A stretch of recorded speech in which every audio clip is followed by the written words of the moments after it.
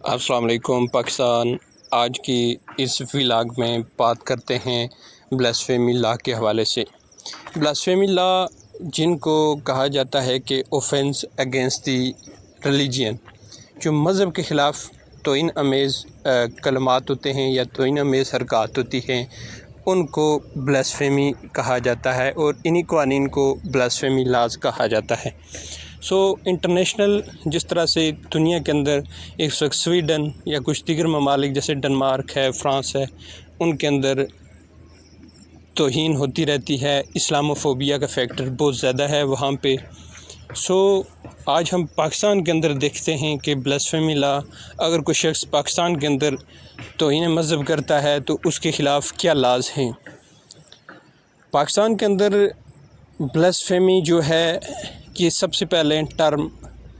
Greek کے time سے متعارف ہوئی تھی۔ جو گریک فلاسفر تھے انہوں نے یہ متعارف کروائی تھی کہ جس وقت گریک کے اندر جو کلیسا ہیں، جو چرچ ہیں، ان کے جو پادری ہیں یا ان کا جو ہیڈ ہوتے ہیں، ان کی بڑی رسپیکٹ تھی اس ٹائم میں، جو یورپین کلچر تھا اس وقت میں۔ جس وقت لوگوں نے ان کے خلاف باتیں کرنا شروع کر دیں تو اس ٹائم میں جو کنٹری کے جو بادشاہ تھے انہوں نے کچھ ایسے قوانین متعارف کروائے جن سے لوگوں کو سزا کا مطالبہ کیا گیا، تاکہ کڑی سزا رکھی جائے اور لوگ اس سزا کے ڈر سے یہ جو کلیسا ہیں، عبادت گاہیں، چاہے وہ کرسچن کی ہوں یا جویش کی ہوں، تو ان کی رسپیکٹ وہ کی جائے۔ پھر اس کے بعد یہ معاملہ چلتا ہوا فرانس کے اندر آیا۔ فرانس میں جو بادشاہ تھی اور ان کنٹریز میں اس وقت بادشاہی سسٹم تھا، تو بادشاہ کی عزت بھی بہت زیادہ تھی۔ پھر اس کے بعد جو کلیسا یا مندر یا چرچ کے جو پادری تھے، ان کے علاوہ جو بادشاہ تھی اس کی رسپیکٹ کو بھی مقدم کیا گیا، جس طرح سے UK میں اس وقت ہے۔ جو بھی شخص فرانس میں یہ قانون متعارف ہوا کہ جو بھی شخص بادشاہ کے خلاف یا ان لوگوں کے خلاف بات کرے گا یا مذہب کی توہین کرے گا تو اس شخص کو 14 سال کی سزا سنائی گئی تھی۔ اور بعض ایسے قوانین تھے جس میں فرانس میں یہ کہا گیا تھا کہ ان لوگوں کے ہونٹ اور ان کی زبان کاٹی جائے گی۔ یہ تھے بلاسفیمی لا جو مذہب سے متعلق تھے، کہ جس وقت لوگ اوفینس کرتے تھے مذہب کے خلاف۔ اس کے بعد یہ سلسلہ چلتا رہا اور پھر یہ ایوالو ہوتا ہوتا یہاں تک پہنچا۔ اب پاکستان جو ہے وہ ایک اسلامک اسٹیٹ ہے، یہاں پہ اسلامک لاز ہیں، یہاں پہ شریعہ لاز ہیں۔ پاکستان کے اندر اگر کوئی بھی شخص گستاخی کرتا ہے اس کے حوالے سے کیا قوانین ہیں۔ پاکستان میں جو PPC ہے، پاکستان پینل کوڈ، یہ جو بھی شخص پاکستان کے اندر کوئی جرم کرتا ہے اس کو PPC کے تحت سزا دی جاتی ہے، جبکہ اس شخص کو کس طرح سے سزا دی جائے گی اس کا تمام پروسیجر CRPC کرمنل پروسیجر میں موجود ہوتا ہے، جس کو اردو میں ضابطۂ فوجداری کہا جاتا ہے، جس کے اندر پورا پروسیجر ہوتا ہے کہ کس طرح سے یہ جو شخص کنوکٹڈ ہوا ہے اس کو کس طرح سے سزا دلائی جائے گی۔ پاکستان کے اندر PPC میں 295 ایک آرٹیکل ہے، ایک دفعات ہے، جس کے تحت جو بھی شخص اوفینس کرے گا مذہب کے خلاف اس پہ 295 لاگو کی جائے گی۔ 295 جو ہے وہ کرائم اگینسٹ ریلیجین ہے۔ ایسے شخص کو کیٹیگری میں ڈیوائیڈ کیا گیا ہے 295A، 295B and 295C۔ 295A جس میں آپ دین اسلام کی توہین کرتے ہیں، مسلمانوں کی دین اسلام کی جو سبجیکٹس ہیں ان کی آپ توہین کرتے ہیں۔ اور 295B جس میں آپ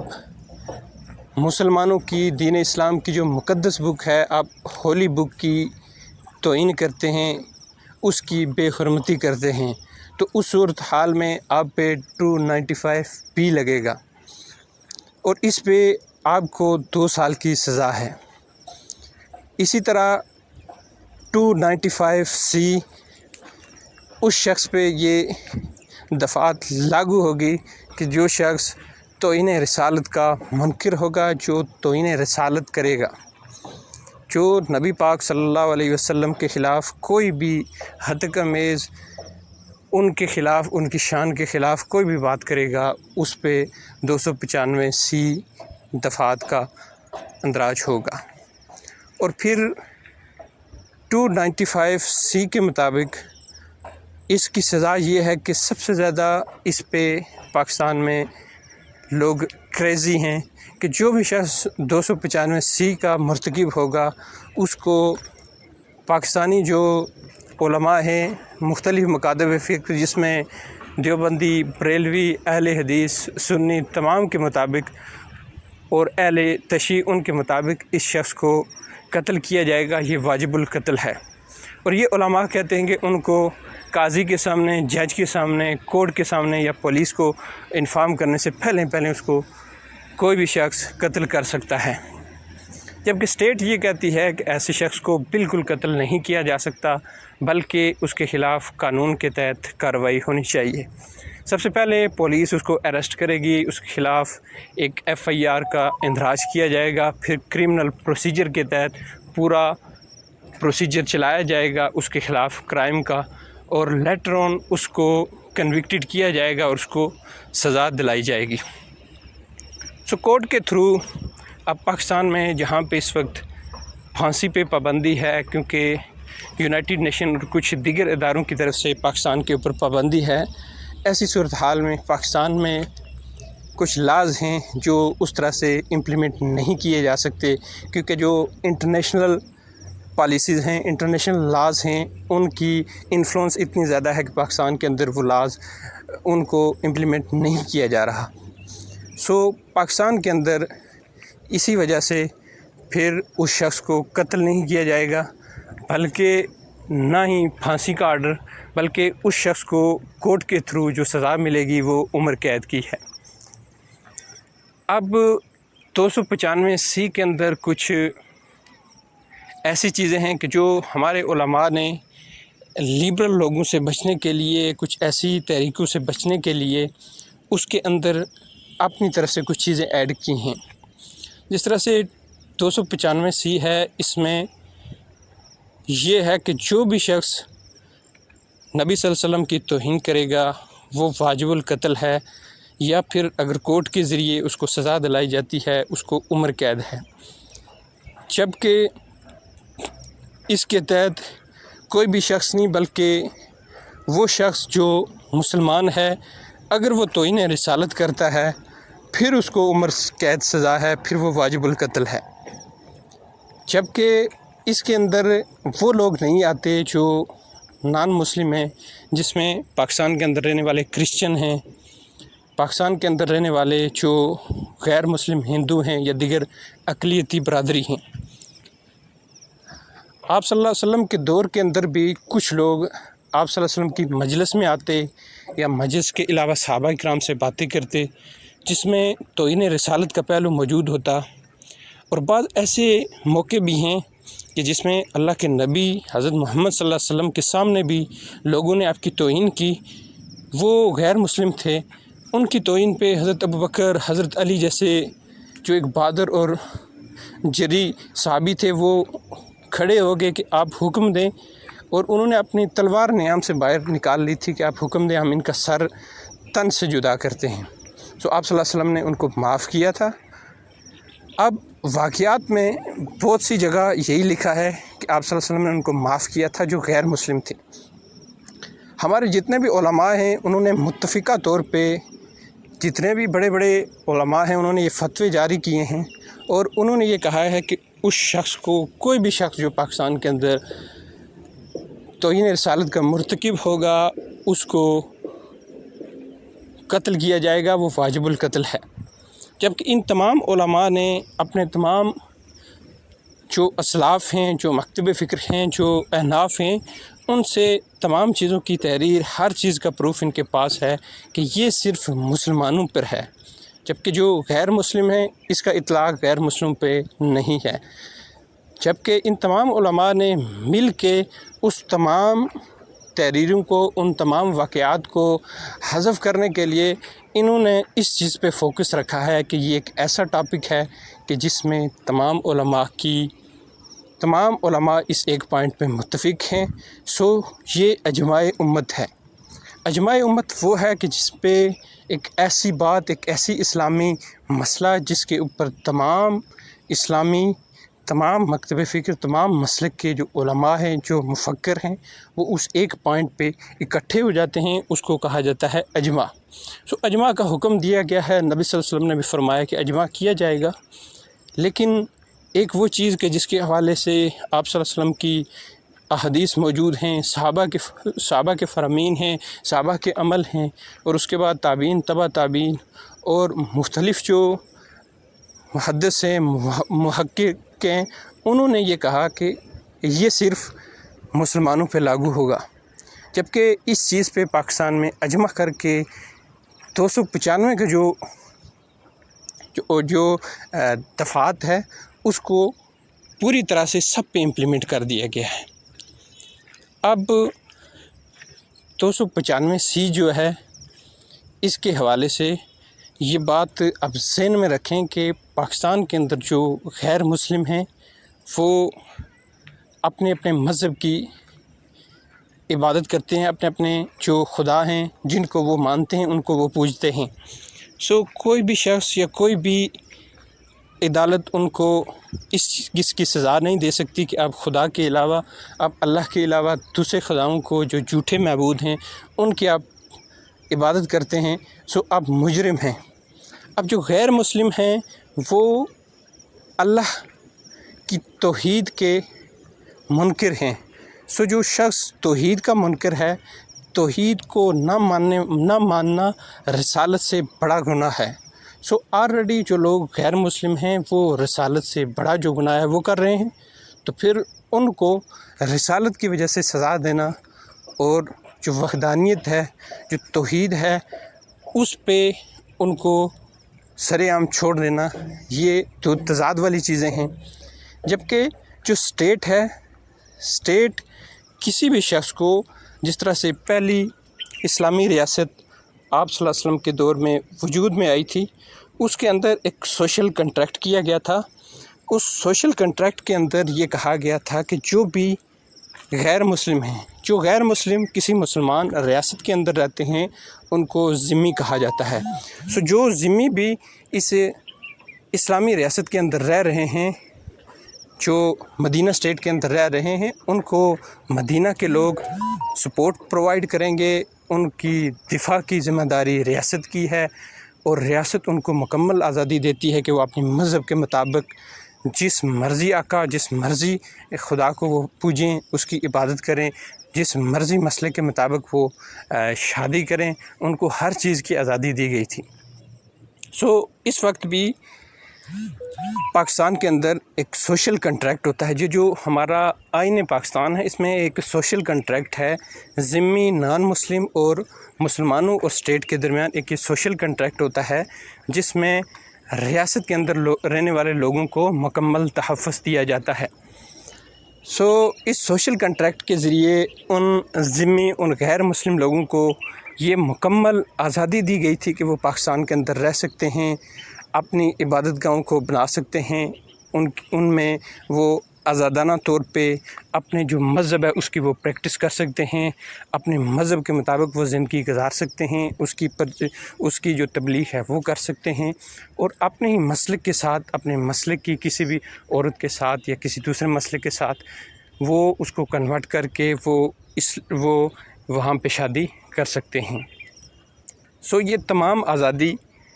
جس طرح سے ایک مسلمان شہری کو ہے، اسی طرح ایک غیر اسلامی ریاست کے اندر، ایک مسلمان ریاست کے اندر رہنے والے اس غیر مسلم شہری کو، اس ذمی کو بھی حاصل ہے.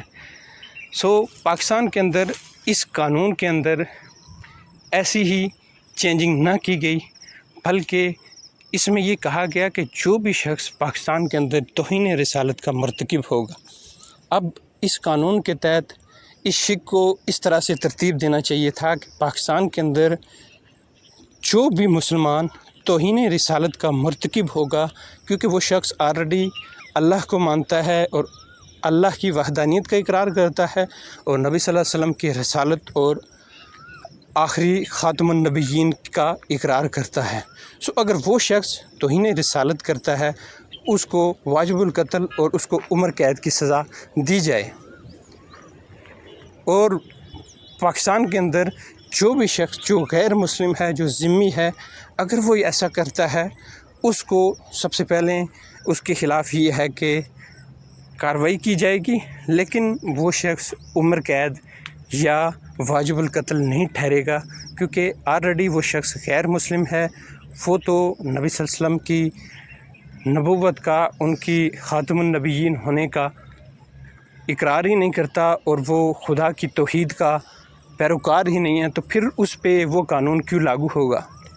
جس طرح سے پاکستان کے اندر لاز ہیں، جو مسلمان ہیں ان پہ مسلم آرڈیننس لاز ہیں اور مسلمانوں پہ جو حد ہے وہ بھی مسلمانوں پہ لگتی ہے. اسی طرح جو شریعہ لاز ہیں وہ پاکستان کے اندر کام کرتے ہیں. اب جو لوگ غیر مسلم ہیں ان کے اوپر مسلمانوں کے جو لاز ہیں ان کو غیر مسلموں کے اوپر امپلیمنٹ نہیں کیا جا سکتا. جس طرح سے پاکستان کے اندر جو غیر مسلم رہ رہے ہیں ان کو پاکستان کے اندر شراب نوشی کرنے کی اجازت ہے، اور اسی طرح اگر کوئی شخص جو مسلم ہے وہ شراب نوشی کرتا ہے تو اس کے خلاف آلریڈی پاکستان پینل کوڈ میں سزا موجود ہے، جو 9C ہے یا دیگر جو سزائیں پاکستان پینل کوڈ میں موجود ہیں اس کے تحت اس کو سزا دی جائے گی. جبکہ غیر مسلم جو پاکستان کے اندر شراب نوشی کرتا ہے اس پہ کوئی بھی پاکستان پینل کوڈ کی کوئی بھی دفعات کام نہیں کرے گی، کیونکہ وہ ان کو الو کرتا ہے، وہ غیر مسلم ہے اور ان پہ جو اسلامی لاز ہیں وہ لاگو نہیں ہوتے. تو یہ اس طرح سے ایک بلاسفیمی لا کے جو ایک کچھ پاکستان کے اندر کنفیوژن پیدا کر کے لوگوں کو اکسایا گیا. اسی طرح کچھ واقعات جو بلاسفیمی لا کے حوالے سے ہوئے ہیں پاکستان میں، جن میں آسیہ ملونہ کا کیس ہے، جن میں جو ممتاز قادری ہے اس کا کیس ہے، اور اس کے علاوہ جو مختلف وقتاً فوقتاً کیس ہوتے رہتے ہیں. ایک جو سری لنکا کا ایک منیجر تھا جس کو پنجاب میں وزیر آباد میں قتل کیا گیا تھا، اس شخص کو بھی توہین رسالت کی وجہ سے قتل کیا گیا تھا. اور ابھی حالیہ دنوں میں چائنا کے ایک شخص کو توہین رسالت کے حوالے سے کچھ لوگوں نے مارا. اس پہ یہ ہے کہ جو غیر مسلم کرتا ہے اس کو سزا دی جائے گی، اور اس کو یہ اگر وہ اقرار کرتا ہے کہ اس نے ایسا کیا ہے تو اس پہ اس کو سزا دی جائے گی، لیکن وہ واجب القتل نہیں ہے. اور اگر وہ شخص اس چیز کا اقرار کرتا ہے کہ اس نے توہین رسالت کی ہے اور وہ آئندہ ایسا کوئی فعل نہیں کرے گا اور وہ نبی صلی اللہ علیہ وسلم کے حوالے سے آئندہ کوئی بھی بات نہیں کرے گا، ایسی صورتحال میں اس شخص کو تنبیہ کر کے معافی بھی دی جا سکتی ہے. وہ شخص جو پاکستان کے اندر کام کرتا تھا، ایک غیر مسلم تھا، سری لنکن تھا، اس کو لوگوں نے بے دردی کے ساتھ اسی فیکٹری کے اندر قتل کر دیا اور اس کی لاش کو بے دردی سے جلا دیا. یہ تھی کچھ ہمارے جو اسلامی جو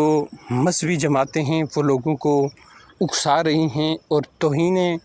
رسالت کے حوالے سے لوگوں کے اندر ایک آگ پیدا کر کے ملک کے اندر خون خرابہ پیدا کر رہی ہیں کہ جو بھی شخص نبی صلی اللہ علیہ وسلم کے حوالے سے